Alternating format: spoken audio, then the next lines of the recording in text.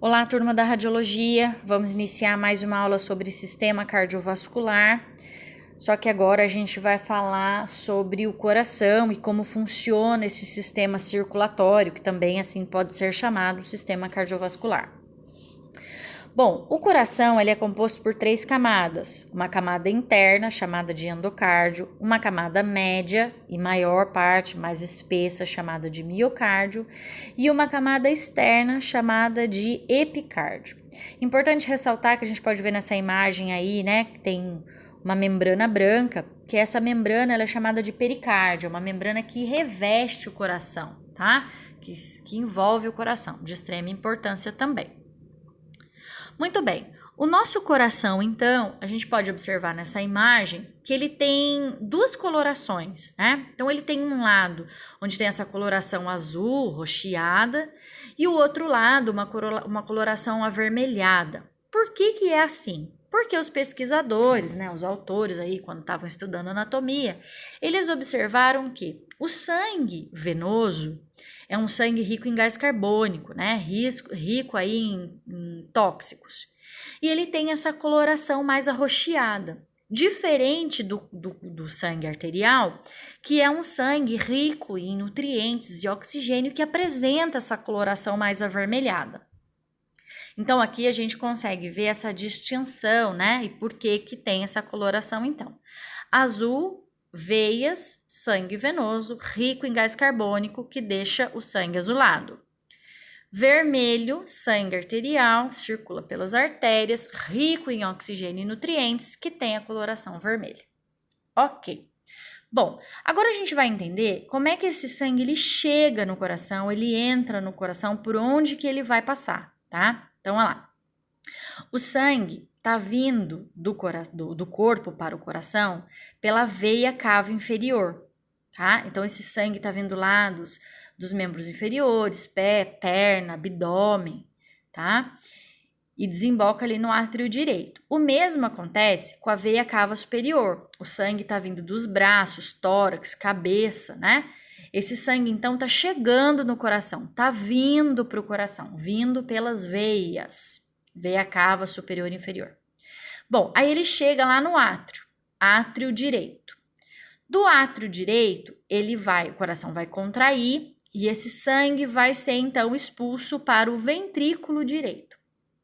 Observa que entre o átrio direito e o ventrículo direito, eu tenho ali uma estrutura chamada de válvula tricúspide, né? Que esse desenho aí tá branquinho.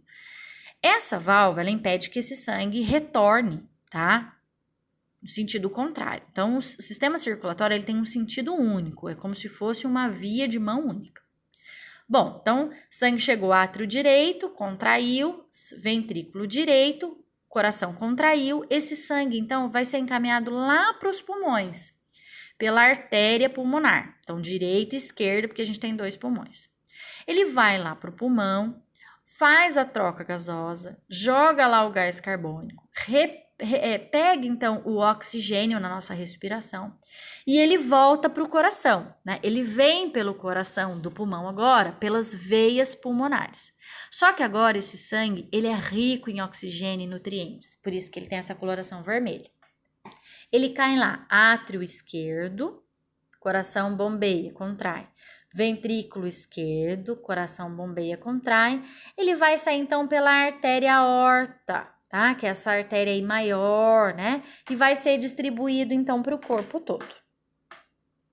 Aqui nessa imagem, então, ó, é para mostrar as válvulas do coração. Então, entre o átrio direito e ventrículo direito, eu tenho uma válvula chamada de tricúspide. Entre o átrio esquerdo e ventrículo esquerdo, eu tenho uma válvula chamada de bicúspide. Ambas têm a mesma função, tá? Impedir que o sangue retorne, né? Então, fazendo com que tenha um sentido único. Muito bem. O coração, ele bate, né? Ele tem um ritmo, tá? O coração, ele bate ritmamente. Então, o coração, ele trabalha através do sistema nervoso autônomo, tá? O que é isso? Eu não tenho controle sobre os meus batimentos cardíacos. Isso ocorre, ele é um órgão muscular involuntário, tá? É por isso que às vezes existem casos de pessoas que têm morte encefálica, né? Teve um trauma, uma morte cerebral, e o coração da pessoa ainda continua batendo por alguns momentos, por algum tempo. E aí mesmo assim, né, os médicos falam, olha, não vai voltar, o coração ele vai continuar batendo, mas ele vai parar, tá? Então é nesse momento que ocorrem os transplantes, né, de órgão, tá? Então o coração ele é um órgão muscular involuntário. É lógico que após um tempo, quando ele parar de receber os estímulos elétricos do sistema nervoso central, ele vai parar, mas ele é controlado pelo sistema nervoso autônomo. Muito bem. Esse ritmo do coração tem nome. Então, quando o coração contrai, e por que ele contrai? Para expulsar o sangue que está dentro dele para o corpo todo ou para o pulmão, e essa contração é chamada de sístole. Quando o coração relaxa, e por que o coração relaxa?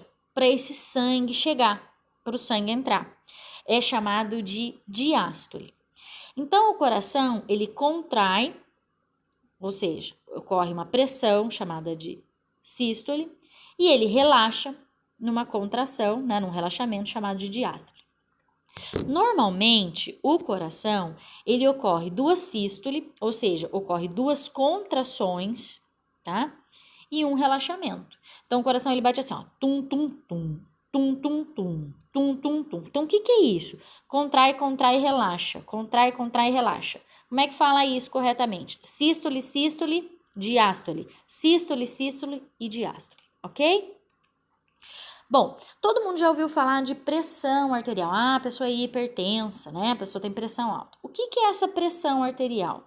É a pressão que o coração faz para bombear o sangue. Por isso que chama pressão arterial, né?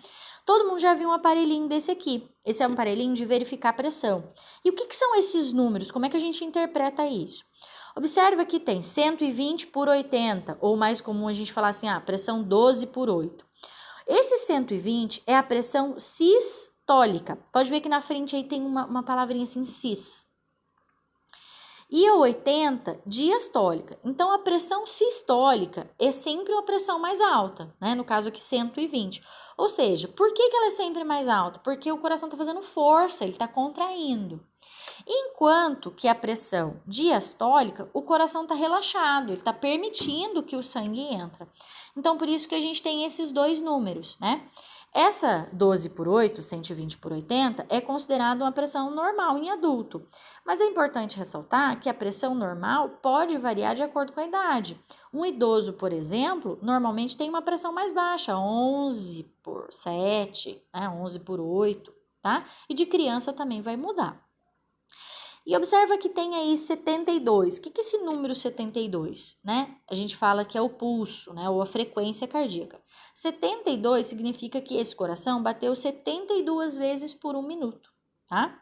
Isso também vai variar se a pessoa está sentada, se a pessoa está correndo, se ela está ansiosa. Essa frequência também pode aumentar, ok? Bom, e aí a gente tem a circulação. Didaticamente, a gente separou a circulação em dois momentos. Então, a gente chama ela de circulação pequena ou circulação pulmonar, circulação grande ou circulação sistêmica. O que quer dizer isso? A pequena vai ocorrer entre dois órgãos, coração, pulmão. E a grande, coração para corpo todo. Então, nessa imagem, eu consigo observar que tem vasos, né? Ou seja, tem veia e artéria do coração para o corpo todo e tem veia e artéria do coração para o pulmão e do pulmão para o coração. Então, nessa primeira imagem, pequena circulação ou circulação pulmonar ocorre entre esses dois órgãos. E ela começa onde? Ventrículo direito, artéria pulmonar, pulmão. Faz a troca gasosa lá, volta. Veias pulmonares, átrio esquerdo. Então, essa é a pequena circulação ou circulação pulmonar. Já a grande circulação ou circulação sistêmica, tá? Ela acontece ventrículo esquerdo, artéria aorta, corpo todo, todos os tecidos, células, veia cava superior e inferior e átrio direito. Anotem esse esqueminha aí, muito importante, tá? Muito bem. E o sangue? O sangue é a parte líquida, o terceiro componente aí do nosso sistema circulatório, ou também chamado de sistema cardiovascular. Ele é um tecido conjuntivo líquido, ele é produzido lá na medula óssea vermelha, ou seja, dentro dos ossos longos, que flui pelas veias, artérias e capilares. Então, o sangue, ele tem nessa imagem aqui, ó, 3 células importantes, né? Então, a gente tem os glóbulos brancos, as plaquetas e os glóbulos vermelhos. Bom, as plaquetas são fragmentos de células e elas são importantíssimas para a coagulação do sangue, tá? No entanto, a gente observa assim que quando uma pessoa, por exemplo, tem dengue, né, que a nossa cidade está sofrendo também uma endemia, né, de dengue, a coagulação baixa demais, né, a plaqueta baixa demais e corre risco dessa pessoa vir a desenvolver hemorragia, por exemplo. As hemácias são também chamados de glóbulos vermelhos ou eritrócitos. Elas são responsáveis por transportar os gases, o gás carbônico, o oxigênio e também os nutrientes, tá?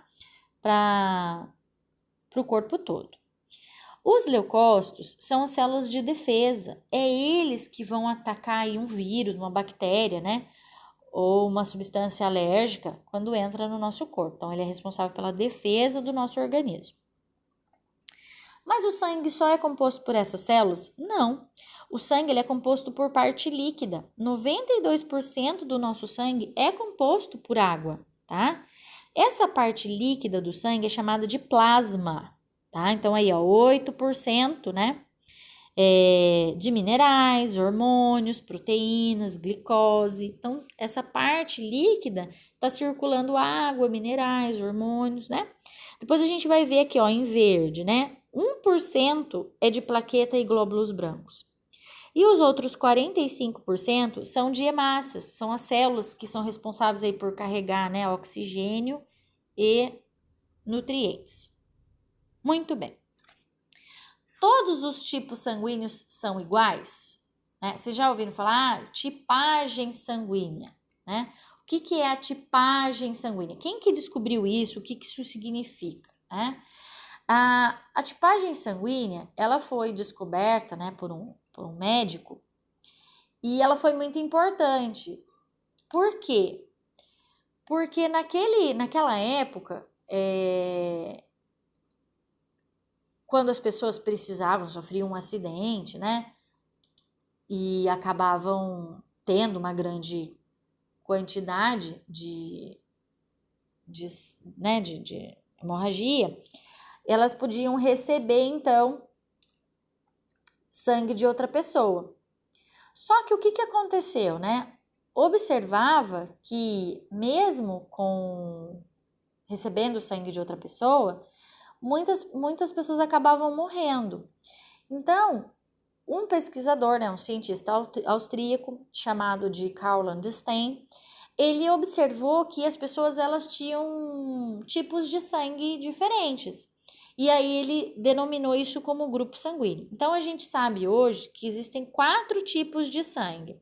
Pessoas que fazem parte do grupo A, pessoas que fazem parte do grupo B, pessoas que fazem parte do grupo AB e pessoas que fazem parte do grupo A. Ah, um sangue é melhor que o outro? Não, tá? A gente tem aí um número de população que vai variar aí de acordo com o país, né, a etnia e tudo mais, tá? Bom, mas o que isso representa? Então, a gente vai ver aqui, ó, esse vermelhinho são as hemácias. Cada hemácia, tá? Então, a hemácia do grupo A, pessoa que tem tipo sangue A, ela tem um antígeno, ou seja, ela tem um antígeno aí na proteína, na membrana dela, uma proteína que envolve a membrana dela. O grupo B tem outra proteína, outro antígeno, ó, pode observar que o desenho da proteína é diferente, né? Um é espinho, o outro é bolinha. O grupo AB, a gente observa que tem as 2 proteínas na membrana da célula. E o grupo O não tem nenhum. Ok. No grupo A, a gente tem, então, a proteína tipo A. E na parte líquida, no plasma, circulam os anticorpos do tipo B. O que isso quer dizer? Quer dizer que Se uma pessoa do grupo A recebeu sangue de uma pessoa do tipo B, esse anticorpo vai reagir contra e essa pessoa ela vai ter uma complicação. O mesmo acontece para o tipo B. Se ele receber o sangue da pessoa do tipo A, ele tem anticorpo no sangue dele, na parte líquida do sangue, que vai então combater, né? Então, do tipo A só recebe de A, do tipo B só recebe de B. Agora, o grupo AB, observa que lá na célula, a gente tem os dois tipos de antígeno, ou seja, eu tenho os dois tipos de proteína. Logo, ele pode receber sangue do tipo A e do tipo B. Já o grupo O, observa que a célula está limpinha, a membrana dela não tem nenhum tipo de proteína. Ou seja, ela pode doar sangue para qualquer tipo de sangue, porém, ela só pode receber do mesmo tipo que o dela. Mas a gente volta a falar disso depois, tá? Aqui, ó, anotem aí então esse quadro, esse esquema aqui de doação, né, de doação de sangue, em que eu vou falar com vocês na próxima aula, tá bom? Turma, essa é a nossa aula de hoje. Fiquem com Deus. Qualquer dúvida, estou à disposição.